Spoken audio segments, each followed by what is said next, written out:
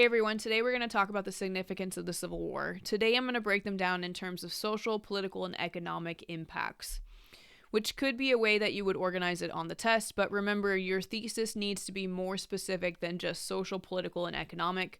So you could say the Civil War significantly impacted society because it brought about social changes for freedmen in the South, political disenfranchisement, and the government became more involved in the economic affairs of the country. So you're still using that terminology, but you're giving more specifics. First, the social impact. The big one is the Civil War ends slavery. This doesn't automatically mean that life is perfect for former slaves, but it took a lot of compromises and a deadly civil war to get to this point in U.S. history.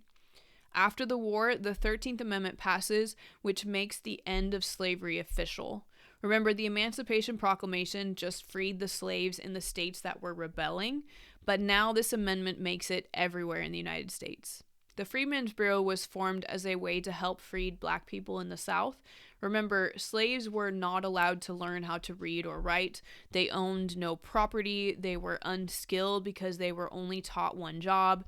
And now they had to find places to live, food to eat, and jobs to work. The Freedmen's Bureau was created by the government to help with this.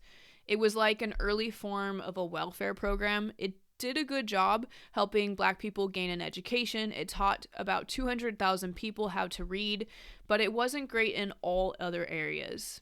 The program was allowed to give 40 acres of land to former slaves for them to settle on and work, but the Bureau often worked with white plantation owners to cheat former slaves out of this land. And they even tricked them into signing contracts where they would be working for their former masters again. Also, after the war, Lincoln was assassinated, so Andrew Johnson becomes president, and he decided to pardon a bunch of the wealthy planters in the South instead of punishing them for their efforts in the war.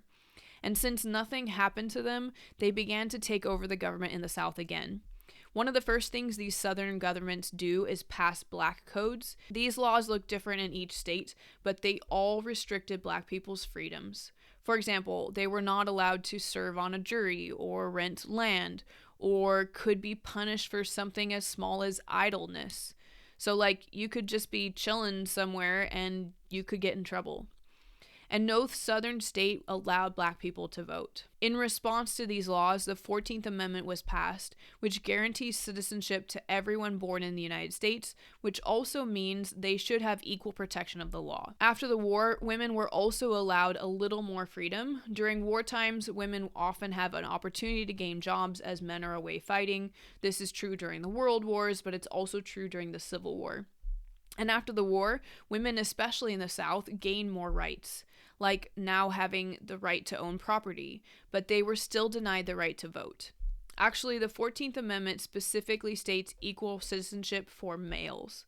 This is the first time the word male was added to the Constitution like this, so it's a real failure for women who were fighting for equal rights, like Elizabeth Cady Stanton.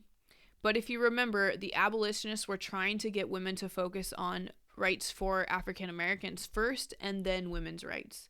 This is why it takes another 50 years for women to gain the right to vote. Okay, so let's go on to the political impact.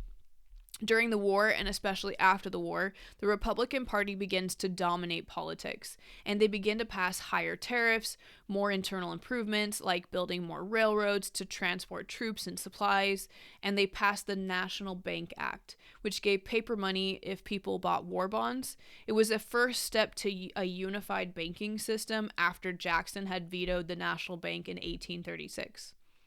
The Republican Party wasn't fully unified, though. There were the moderates who wanted the South to be readmitted into the Union and given their states' rights back, but the more radical Republicans pushed for a stricter version of Reconstruction, or the plan on how to readmit the South back into the Union.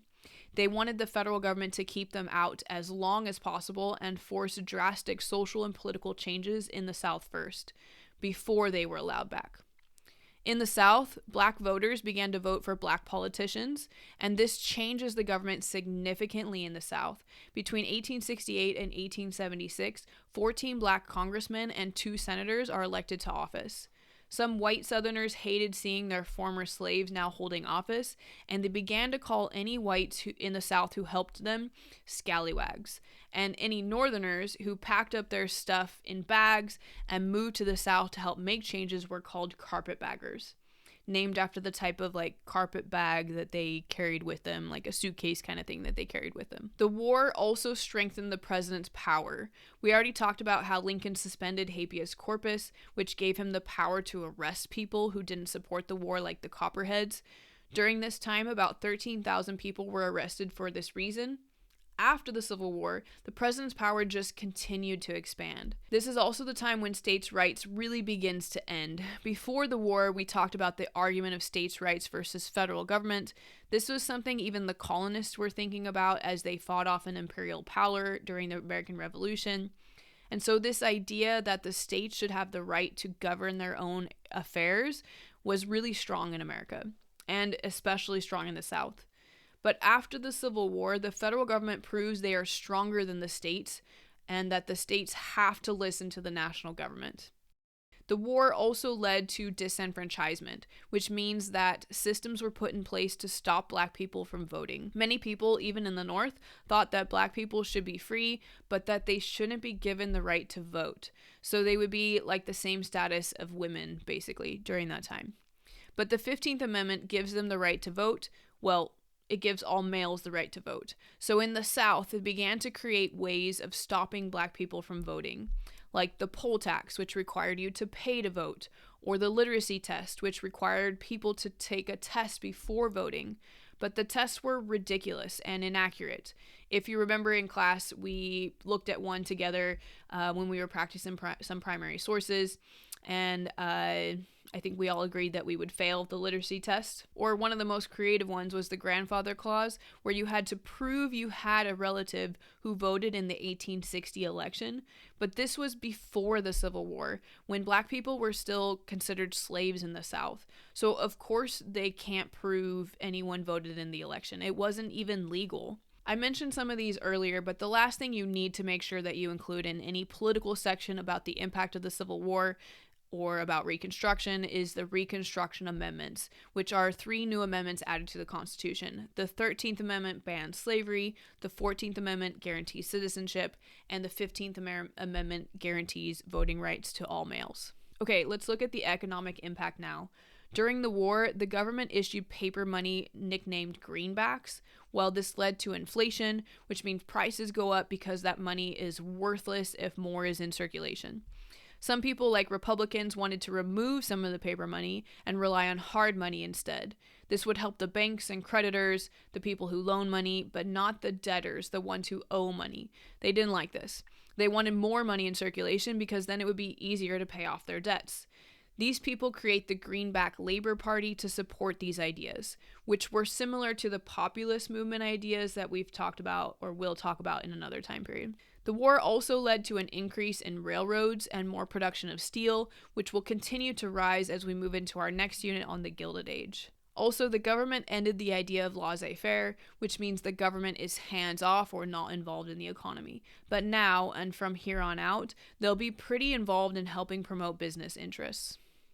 The warring conditions in the South also led to sharecropping, where former slaves and some poor whites were given land, seeds, tools, clothing, and even food to work the property for former slave masters.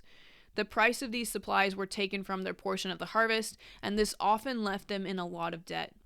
Some sharecroppers worked the exact same land under the same former slave owner that they had before the war.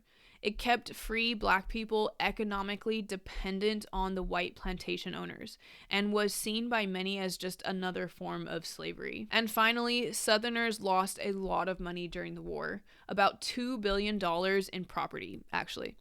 And they had a hard time making this back because they didn't have any other investment or money saved up to rebuild. So it takes the economy of the South a while to recover.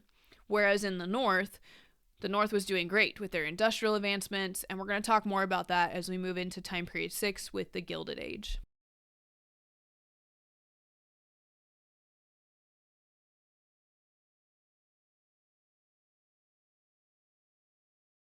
Okay, your practice question today is from the 2018 exam, and this was a long essay question. And the prompt is evaluate the extent to which the Civil War fostered change in the United States economy in the period from 1861 to 1900.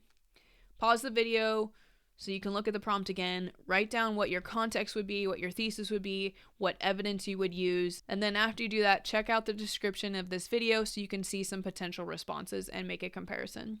Hope you guys have a good rest of your day, and I'll see you in class.